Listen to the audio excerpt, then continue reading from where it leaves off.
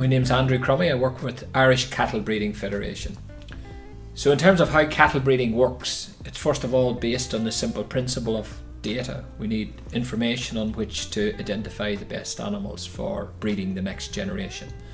And then having had the data, then we compute the genetic evaluations. So this is where we overlay the genetic information, the pedigree information, and increasingly now the genotypes of the animal to get an indication of the best animals in the population to breed the next generation. And we do that then with the use of indexes which help us identify the very best animals according to, in the past it was very much focused on economics, so profitability.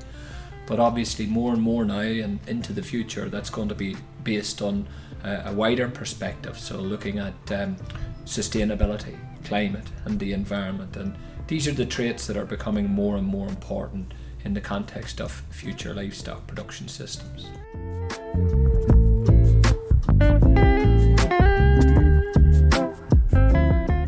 So in terms of the new traits that we're really focused in on now, it's those traits that we can see are going to have an impact in terms of greenhouse gas mitigation in the future. I mean, globally, this is a huge challenge for agriculture, and we're very confident that breeding can have a really strong role in helping to mitigate, especially down methane.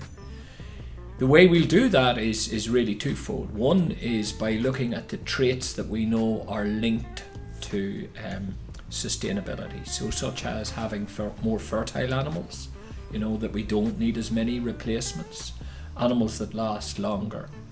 New traits that we're also interested in are, for example, being able to identify animals that can finish at a younger age in terms of at slaughter, so they don't have as long on farms before they meet their target weights in terms of from a carcass perspective.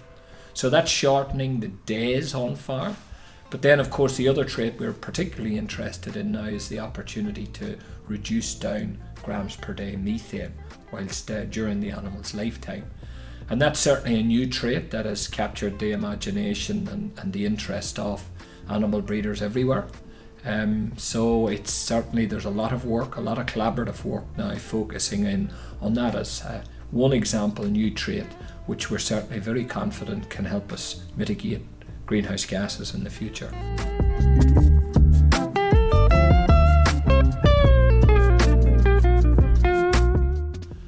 To put it into context, the work that we've done here in Ireland, we've a legally binding commitment to reduce down our greenhouse gas output from agriculture by 25%, so that's 5.75 million tonnes.